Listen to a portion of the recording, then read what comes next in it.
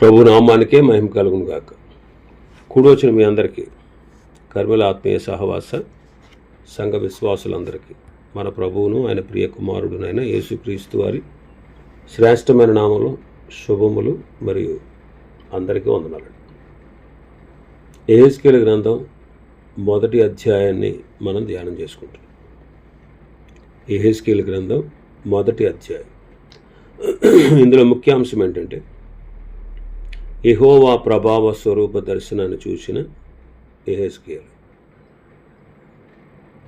మరి అందులో భాగంగానే కెరూబుల గురించి మనం ధ్యానం చేసుకుంటాం. కెరూబుల గురించి, కెరూబుల యొక్క రూపం, ఈ దర్శనం ఎందుకు కనబడింది, ఈ దర్శనం యొక్క అంతర్భావం ఏంటి, అలాగే ఈ దర్శనం యొక్క ఆత్మీయ పోలికలు చెప్పుకుంటూ కెరూబుల యొక్క రూపంలో ఉన్నటువంటి ఆత్మీయ పోలికలను మనం ధ్యానం చేస్తాం. వాటి కాళ్ళు ఉన్నాయని, వాటి కాళ్ళను గూర్చి, వాటి ముఖములను గూర్చి మనం గత దినం ధ్యానం చేసుకున్నాం. మూడవదిగా 6వ వచనం, ఒక్కొక్క దానికి 4 ముఖములను 4 రెక్కలను కలవు. ఈ కెరూబులకు ఒక్కొక్క కెరూబుకి 4 రెక్కలు ఉన్నాయి. 4 రెక్కలు. 8వ వచనం కూడా చూస్తే వాటి 4 ప్రక్కల రెక్కల క్రింద మానవ హస్తముల వంటి హస్తములు ఉండేవి. 4ంటికి ముఖములను రెక్కలను ఉండేవి. ఇంకా 23వ వచనం చూస్తే ఆ మండలం వంటి దాని క్రింది జీవుల రెక్కలలో 2 ఒకదాని ప్రక్క ఒకటి పైకి చాపబడి ఉండెను. 2 వాటి దేహములను కప్పుచుండెను. కాబట్టి రెక్కలు మనం చూస్తున్నాం. రెక్కలు వేగాన్ని చూపిస్తాయి. రెక్కలు వేగాన్ని చూపిస్తాయి. మనం కూడా ఆత్మయందు తీవ్రత కలిగి ఉండాలి. ఈ వేగము మనలో ఉండేటువంటి ఆత్మీయ తీవ్రతను సూచిస్తూ ఉంది. రోమాపత్రికలో 12వ అధ్యాయం 11వ వచనం చదివితే, ఆసక్తి విషయంలో మాంద్యులు కాక ఆత్మయందు తీవ్రత గలవారే ప్రభువును సేవించండి అంటారు. రెక్కలు ఇక్కడ తీవ్రతను సూచిస్తూ ఉన్నాయి. ఇంకా రెక్కలు ఎందుకు అంటే భూమికి ఆకర్షణ శక్తి ఉంది. భూమికి ఆకర్షణ శక్తి ఉంది. పక్షి తనకున్నటువంటి రెక్కలు ఆడించుట వలన భూమి ఆకర్షణ శక్తిని జయించి అత్యున్నతమైన స్థితిలో ఆకాశంలో విహరించగలవు. విశ్వాసులు ఇక్కడ ఒక అనుభవాన్ని కలిగి ఉండాలి. యెషయా భక్తుడు అంటాడు 40వ అధ్యాయం 31వ వచనంలో, యెహోవా కొరకు ఎదురు చూచువారు నూతన బలము పొందుదురు. వారు పక్షిరాజు వలె రెక్కలు చాపి పైకి ఎగురుదురు. పక్షిరాజు వలె రెక్కలు చాపి పైకి ఎగురుదురు. విశ్వాసికి కూడా ఈ లోక ఆకర్షణ శక్తులు మనల్ని ఆకర్షిస్తూ ఉంటాయి.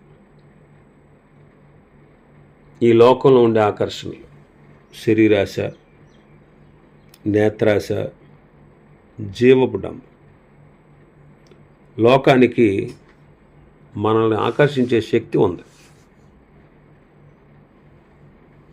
లోకం మనల్ని ఆకర్షిస్తుంది. లోకంలో ఉండేటువంటి శరీర ఆశలు, నేత్రాశలు, జీవపు డంబం మనల్ని ఆకర్షించి మనల్ని తన వైపు లాక్కొని మనల్ని దేవునికి దూరం చేసే అవకాశం ఉంటుంది. చూడండి, ఈ శరీరాశ, నేత్రాశ, జీవపు డంబంలో పడి విశ్వాసి కూడా కొట్టుమిట్లాడుతున్నాడు. కొంతమందికి చూడండి, లోతులాగా ఎంతసేపు కూడా శరీరాశలు, నేత్రాశ, జీవపు డంబం. లోతుకి పెత్తనం చేయాలనేటువంటి అధికారం, పెత్తనం కావాలి లోతుకి. 2, డబ్బు కావాలి. అందుకే చూడండి, ఎంతసేపు శరీరాశలు కాబట్టి ఆత్మీయుడైనటువంటి అబ్రహామును వదిలేశాడు.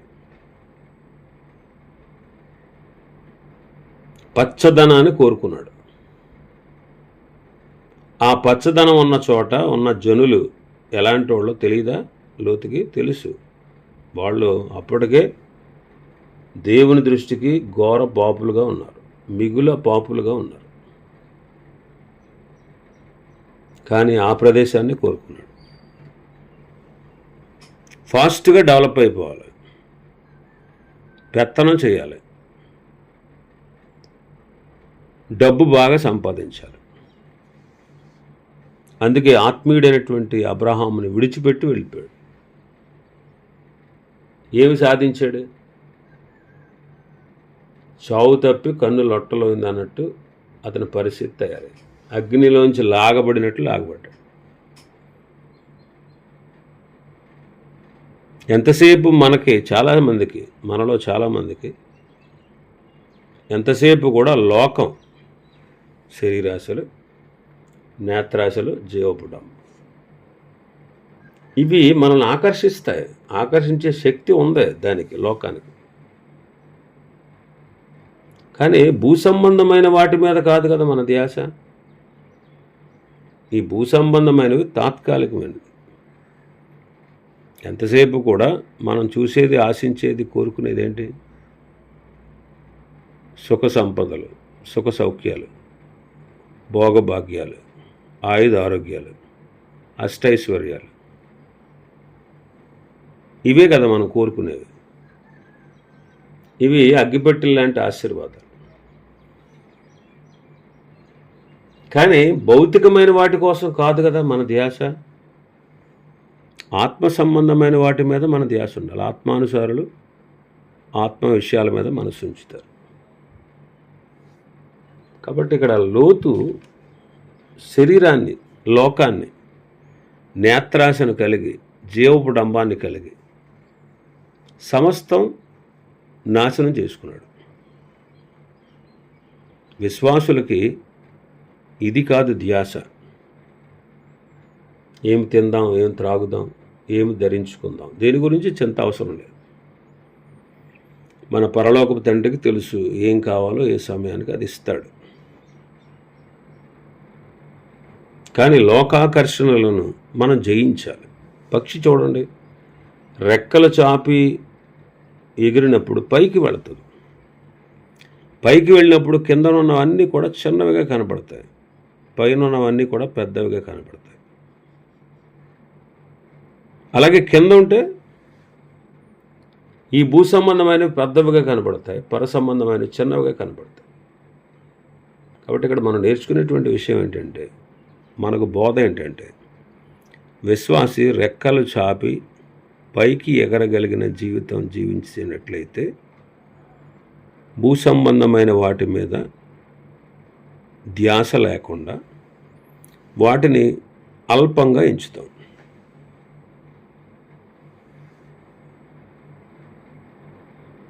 కాబట్టి మనం రెక్కలు చాపి పైకి ఎగిరే అనుభవాన్ని కలిగి ఉండాలి.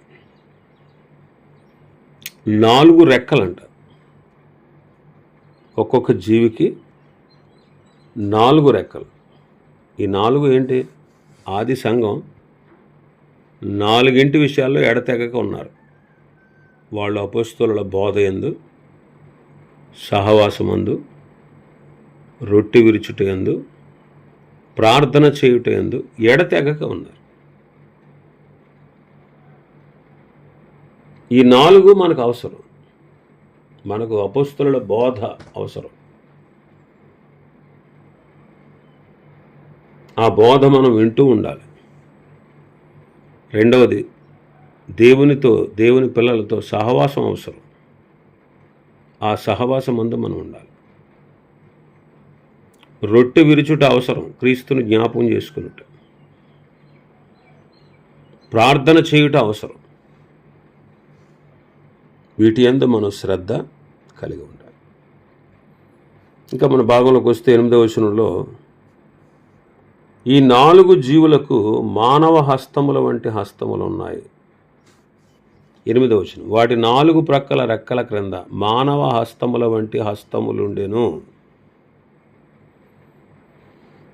మానవ హస్తం వంటి హస్తములు ఉన్నాయి. చేతులతో మనం ఏం చేస్తాం? పనులు చేస్తాం. చేతులతో మనం పనులు చేస్తాం. అలాగే ప్రభు పిల్లలమైనటువంటి మనం పని చేసేవారుగా ఉండాలి.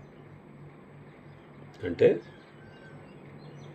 ఎంతసేపు మన పనే కాదు, మన కొరకు పని చేసుకోవడమే కాదు, దేవుని పని చేసేవారుగా ఉండాలి. అది దేవుని పని మిక్కిలి గొప్ప పని అని మనం పరిశుద్ధ గ్రంథంలో చూస్తాం. దేవుని పని మిక్కిలి గొప్ప పని.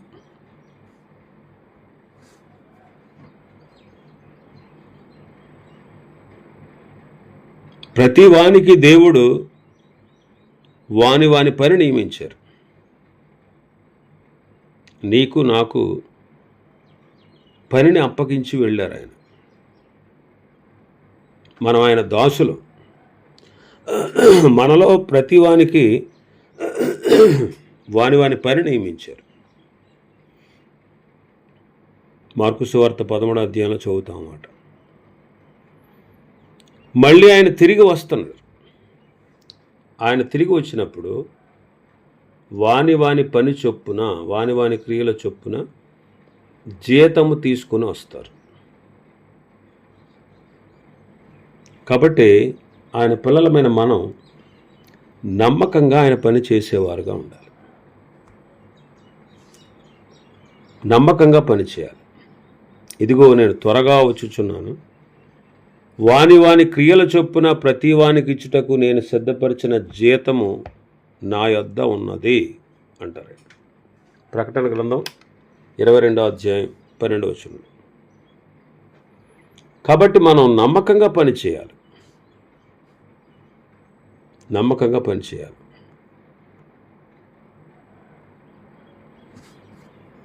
ప్రతి ఒక్కరూ కూడా ఈ దినాల్లో సొంత కార్యక్రమాల్లో నిమగ్నం అయిపోతున్నారు.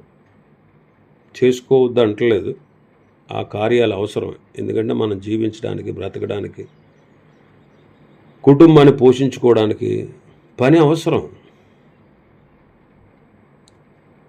అదే సమయంలో దేవుని కార్యాలు కూడా చూడాలి. అదే ఫిలిప్పీ పత్రికలో పౌలు గారు అంటారు 2:21లో, అందరూ తమ సొంత కార్యములను చూచుకొనుచున్నారు కానీ యేసుక్రీస్తు కార్యములను చూడట్లేదు అంటారు.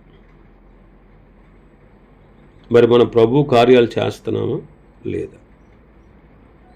కేవలం మన సొంత పనుల్లోనే నిమగ్నమైపోతున్నామా? ఆ విషయాన్ని గమనించాలి. ఇంకా మరికొందరు పని చేస్తారు, కానీ ఆ పని నిలిచేదిగా ఉండాలి.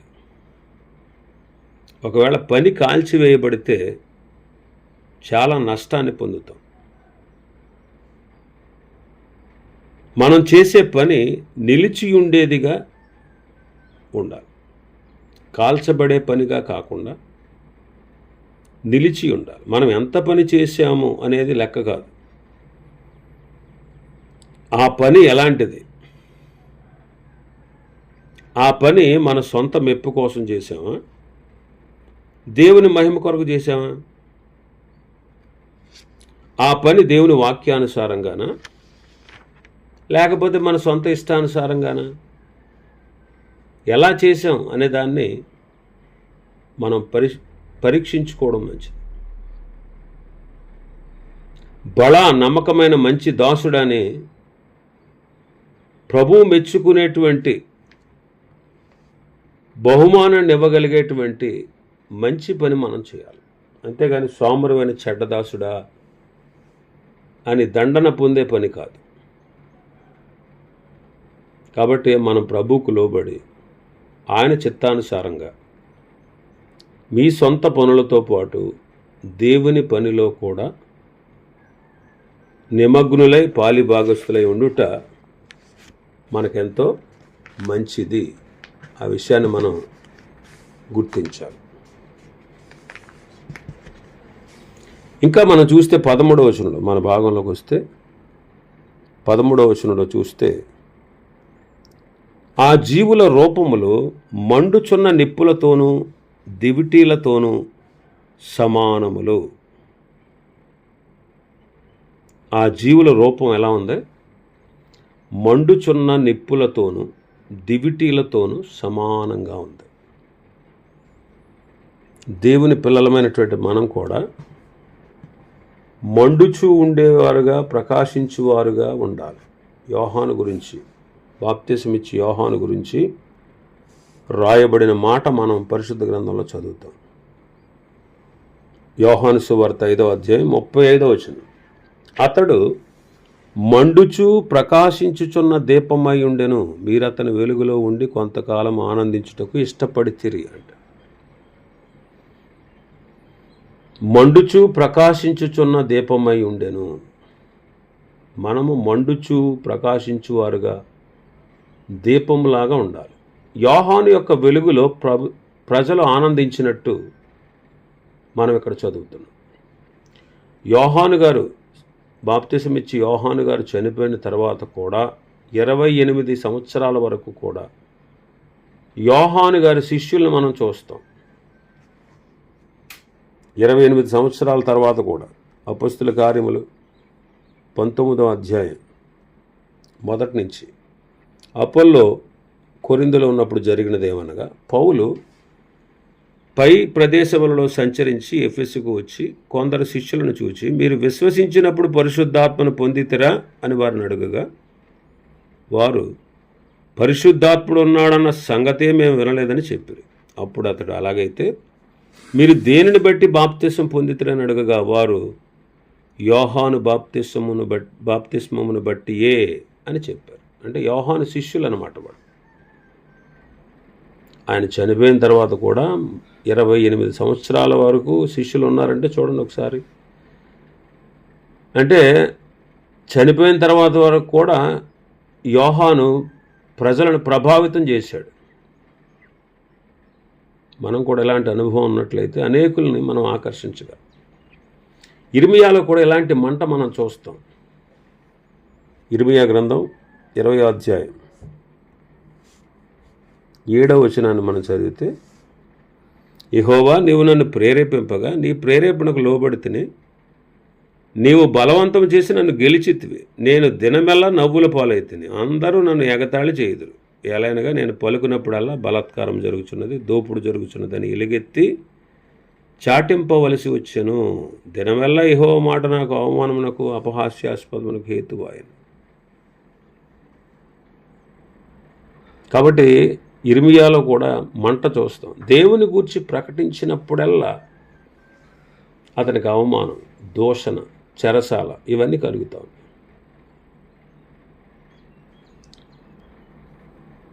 ఆయన పేరు నేను ఎత్తను, ఆయన నామాన్ని బట్టి ప్రకటించను అని అనుకున్నాడంట.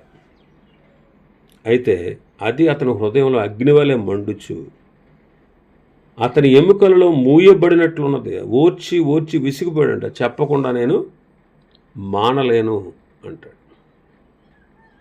కాబట్టి ఆ అగ్నిని లోపల ఓర్చుకోలేక వెళ్ళి ప్రకటించాడు. దావీదులో కూడా ఈ మంట మనం చూడగలం. నా గుండె నాలో మండుచుండెను, నేను ధ్యానించుచుండగా మంట పుట్టెనంటాడు కీర్తన 39:3. అలా మంట పుట్టి అప్పుడు ఈ మాటలు నా నోరారా పలికితినంటాడు. మనము కూడా దేవుని గూర్చి ధ్యానించినట్లయితే ఈ మంట మనలో కూడా పుడుతుంది, మండుతుంది. మొదటిగా మనం మండితే ఇతరులు మండుతారు. కాబట్టి ముందు మనం మండాలి, ఇతరులను అప్పుడు మండించగలం.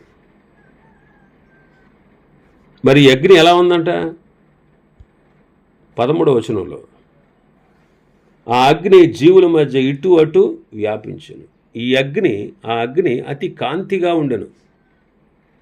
ఆ అగ్నిలో నుండి మెరుపు బయలుదేరుచుండెను. ఆ అగ్ని అతి కాంతిగా ఉందంటాడు. ప్రభు పిల్లలమైనటువంటి మనం కూడా ప్రకాశించు వారముగా ఉండాలి. ఇంకా మనం చూస్తే 15వ వచనం మన భాగంలో, ఆ జీవులను నేను చూచుచుండగా నేల మీద ఆ 4 ఎదుట ముఖముల ప్రక్కన చక్రము వంటిదొకటి కనబడను. ఈ చక్రముల యొక్క రూపము, పని రక్తవర్ణపు రాతి వలె ఉండెను. ఆ 4 ఒక్క విధముగానే ఉండెను. వాటి రూపములు, పని చూడగా చక్రములో చక్రమున్నట్టుగా ఉండెను. అవి జరిగినప్పుడు 4 ప్రక్కల జరుగుచుండెను. వెనుకకు తిరగకయే జరుగుచుండెను. వాటి కైవారములు మిక్కిలి ఎత్తుగలవై భయంకరముగా ఉండెను. ఆ 4 కైవారముల చుట్టూ కండ్లతో నిండి ఉండెను. ఆ జీవులు కదలగా ఆ చక్రములు వాటి ప్రక్కన జరిగాను. అవి నేల నుండి లేచినప్పుడు చక్రములు కూడా లేచాను. ఆత్మ ఎక్కడికి పోవును అక్కడికి అది పోవలసిన వైపుకి అవి పోవుచూ ఉండెను. జీవికున్న ఆత్మ చక్రములకు ఉండెను గనుక అవి లేవగానే చక్రములను లేచుచుండెను. జీవికున్న ఆత్మ చక్రములకు ఉండెను గనుక జీవులు జరగగా చక్రములు జరుగుచుండెను. అవి నిలువగా ఇవి నిలిచెను. అవి నేల నుండి లేవగా ఇవి వాటితో కూడా లేచెను. చక్రములు మనం ఇక్కడ చూస్తున్నాం. జీవులకి చక్రములు వ్యాపకత్వానికి సూచన. అవి జరుగుతున్నప్పుడు చూస్తే 4 ప్రక్కలకు జరుగుతున్నాయి. వెనుకకు తిరగక జరుగుతున్నాయి. అంటే దేవుని పిల్లలైనటువంటి మనం వెనుకకు తిరగక, అంటే లోక సంబంధమైన వాటి వైపు తిరగక, మనం ఎదుటికి 4 వైపులా వ్యాపించాలి. అవి వెనకకు తిరగాల్సిన అవసరం లేదు. అలాగే మనం కూడా 4 ప్రక్కల సువార్త వ్యాపింప చేయవలసిన వారంగా ఉన్నాం. అపొస్తలుల కార్యములలో ప్రభు అదే అంటారు. మీరు పరిశుద్ధాత్ముడు మీ మీదకి వచ్చినప్పుడు మీరు శక్తి నొందెదరు గనుక మీరు యెరూషలేములో, యోదయలో, సమరయలో, బూదిగంతాల వరకు నాకు సాక్షులై ఉంటారు అంటారు. కాబట్టి మనం దేవుని శక్తి చేత నలుదిశల సువార్తను, అంటే మనం ఎక్కడికైతే పయనిస్తామో, ఎక్కడైతే సంచరిస్తామో, ఎక్కడైతే పని చేస్తామో, ఎక్కడైతే మనం జీవిస్తూ ఉన్నామో, ఎక్కడైతే మనం నివసిస్తూ ఉన్నామో ఆ ప్రాంతం అంతటా కూడా ఆయన సువార్తను ప్రచురం చేయవలసిన వారంగా. కాబట్టి గొప్ప ప్రభావంతో మనం ప్రభు పిల్లమైనటువంటి మనం బూదిగంతాల వరకు, 4 దిక్కుల అంతము వరకు సువార్తను వ్యాపింపజేయవలసిన వారంగా ఉన్నాం. అప్పుడు ప్రభు వాక్యం నెరవేరద్దండి. మీరు సర్వలోకానికి వెళ్ళి సర్వ సృష్టికి సువార్త ప్రకటించండి అన్నారు. అలాగ సువార్తను మనం ప్రకటించే వారంగా ఉండాలి.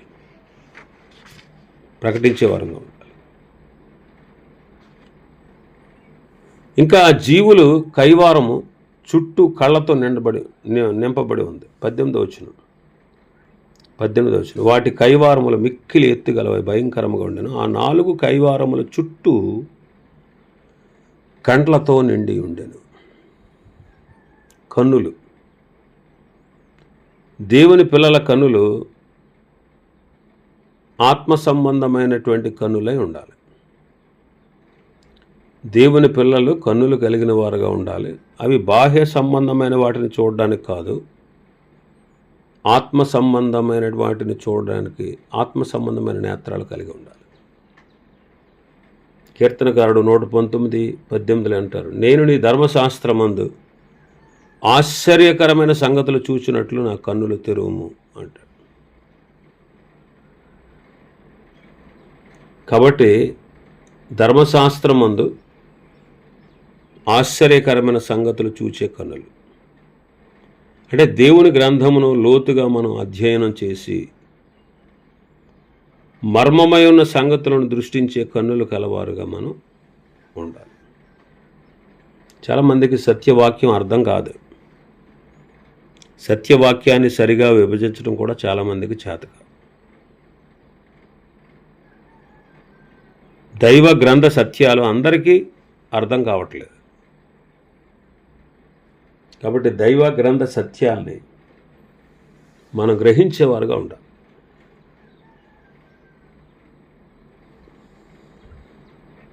యోహాను సువార్త 17వ అధ్యాయం 1వ వచనం చదివితే